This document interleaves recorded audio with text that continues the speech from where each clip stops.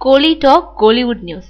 தேசிய விருது இறுதி பட்டியல்ல ஹிந்தி நடிகர்களோட மோதும் மம்முட்டி. கடந்த ஆண்டுல வெளியான படங்களுக்கான தேசிய விருது பட்டியல் மே மாதம் அறிவிக்கப்பட இருக்கு.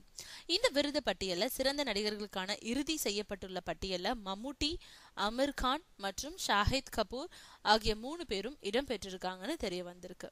விருது வழங்கும் ஜூரிகள்ல நம்ம இயக்குனர் பாக்யராஜும் மலையாள இயக்குனர் கமலும் இருக்கிறதுனால மம்முட்டிக்கு 4வது முறையா தேசிய விருது கிடைக்குங்கிற எதிர்பார்ப்பும் எழுந்திருக்கு.